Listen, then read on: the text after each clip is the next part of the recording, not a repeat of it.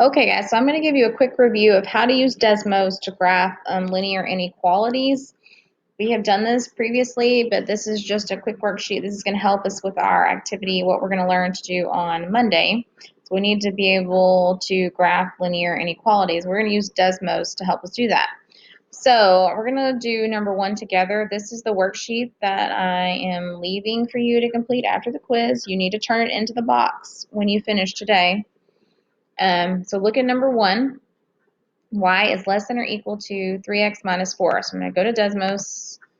I'm going to type that in. Remember, your inequality symbols are down here. Less than or equal to 3x minus 4. Okay, so I need to pick 2 good points. This is a good point right here. This is the y-axis, so this is the y-intercept. And this is the x-intercept. I can see that's like 1.33 comma 0. I don't really want to use that point. That's going to be hard to grasp. But if I look up here, that's a good point. So I'm going to use that one, 3 comma 5. So I'm going to use those 2 points. I'm going to plot them on my worksheet, and then I'm going to connect them to graph my line. So the first one is 0 comma negative 4. So that would be here, 0 at the origin, and go down 1, 2, 3, 4, about right there. And then the second one is, we said 3 comma 5. That's that point right there. Yep, so 3 comma 5, we're going to graph that one. So that is 1, 2, 3, 1, 2, 3, 4, 5, about right there.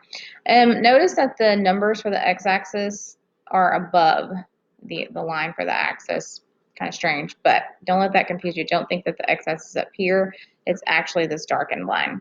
So now I need to connect these points. So I need to ask, do I connect them with a solid or a dashed broken line?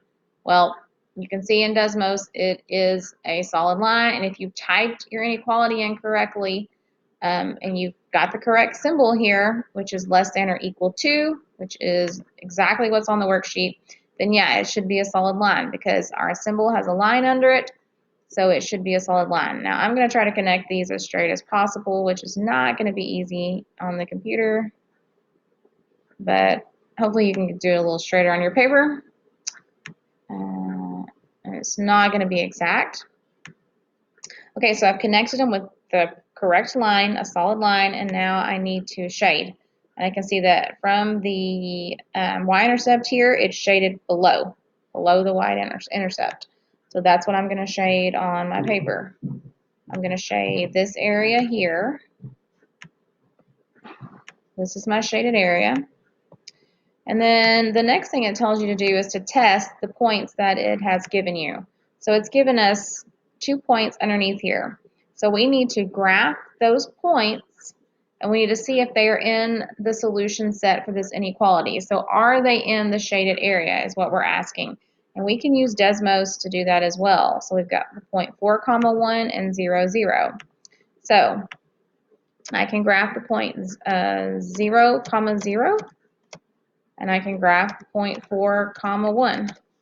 So notice here is the blue point 0, 0, that's the origin. It's not in the shaded region. And here's the 0.4 comma 1. It is in the shaded region. So if we plot those on our paper, on our worksheet, the origin's here, again, not in the shaded region. So this point is not a solution. Not part of the solution set. And then 4 comma 1 is 1, 2, 3, 4. It's about here. And yes, that one is in the shaded region, so that is a solution. So you can circle that point. I'll know that you intended that that one is in the solution set. So remember, if it's a point directly on a solid line, then yes, it would be included in the solution. So all points on a solid line are included in the solution set for an inequality. However, if your inequality is a broken line, it's not solid, it's broken, then any points on those lines, on a broken line, would not be included in the solution.